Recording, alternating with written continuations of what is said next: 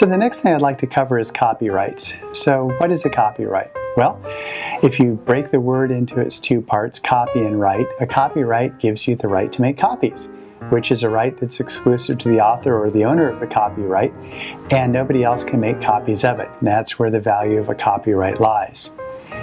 Now, a lot of inventors turn their ears off when they hear the word copyright because they think that only a patent can protect their invention. And yes, that's true. A copyright will not protect the function of an item, but you as an inventor should not ignore some of the benefits that copyrights can bring to you.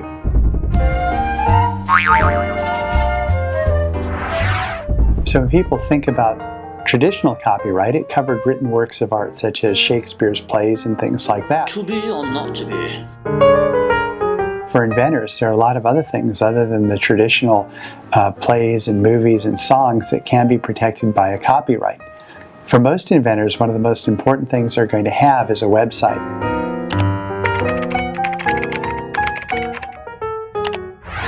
Now, with many inventors, a website is the most valuable thing that they can have in terms of promoting their idea. They can use a website to show how their product works, to maybe try to do some sales of the product, to use it to attract investors. Basically, you can use your website for a wide variety of things. So if you have a website and you'd like to protect it, a copyright is a good way to do it. Now, it's important that you as the inventor either write all the original text yourself or have somebody else do it as a work for hire. You definitely want to make sure that you're not Control-C, Control-V-ing text from other people's websites onto your website.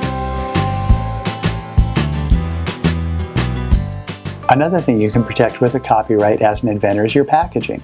Now, your packaging is something that is unique to your product, and hopefully you created it or you paid someone to create original packaging for yourself, and that's something you also can copyright.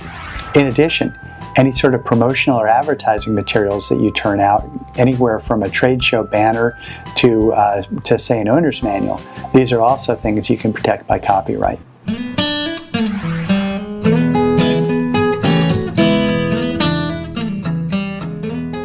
We get a lot of questions about, well, can't I just mail it to myself? Or don't I just get a copyright as soon as I create something? Well, mailing it to yourself is generally considered to be the worst attempt to protect yourself that you really can have out there. Because obviously envelopes can be opened and dates can be altered and things like that. So mailing something to yourself really is of no use. What about the common law copyright that you get whenever you create something? Well, you do get a copyright when you create something. However, it's very difficult to enforce that copyright. It's much better if you register your copyright with the Library of Congress, because that gives certain presumptions in your favor, and it allows you, if you have to stop somebody else from copying your work, it allows you to sue under a theory called statutory damages. And it allows, statutory damages allow for you to seek up to $150,000 for knowing and willful copyright infringement. And the latest court cases have shown that knowing and willful basically means Control-C, Control-V. If you copied it, you knew you were copying it. And so if you have a registered copyright, you can sue people under a theory of statutory damages. Another question we often get is from bloggers, and bloggers will say, well, sometimes I change my website 3 times a day. Do I have to copyright each additional version of the website? Well, the short answer is, in theory, yes, because a copyright only protects the website as you submitted it that day. It doesn't cover the additions you made to it. As a practical matter, though, you have to be careful where you're throwing your money, and if you're filing for 3 new copyrights a day on your website, you're going to find that your legal budget is going to disappear pretty quickly. So instead, we suggest that people copyright their website every time they make a major change, or in the case of a blogger, perhaps every month or so, to include the new blogs that you filed on your ideas or whatever you're trying to get across on your website. Again, So the key point to remember with respect to how many copyrights you file is that a copyright will protect only the information that was submitted with that copyright application. It won't automatically include additions, improvements, and changes you made to your website. So you do need to file for a new copyright every time you do make a major addition or an improvement to your website, or again, as in the case of a blogger, perhaps every month or two when you have a large amount of new material there.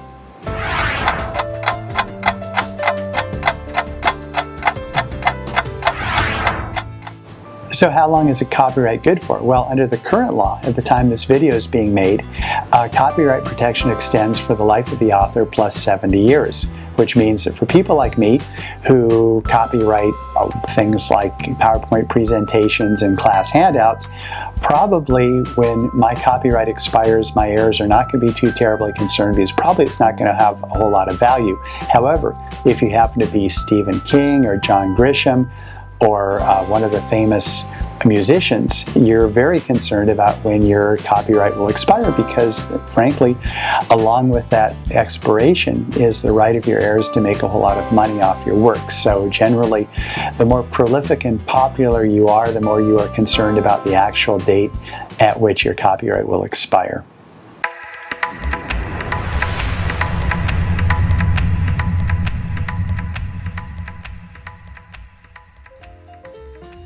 Now, as opposed to a patent or trademark, which is good only in the country in which it's granted, through a variety of treaties, a U.S. copyright is recognized in most countries in the world where you'd actually want to travel to enforce your copyright. And with, a few exceptions, by and large, any place you'd want to enforce your copyright will recognize a U.S. copyright as being valid in those countries.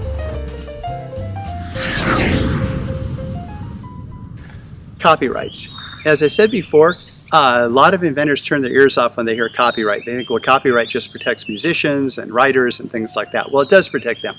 But as an inventor, you can also protect your website with a copyright. And when I first began teaching these classes about 10 years ago, I would tell people, well, you absolutely need a threefold brochure, and you might want to think about this thing called a website. Now, I'm telling people, forget the threefold brochure. People are just going to think you kill trees. And instead, they're going to look for a website because everybody looks for things online right now.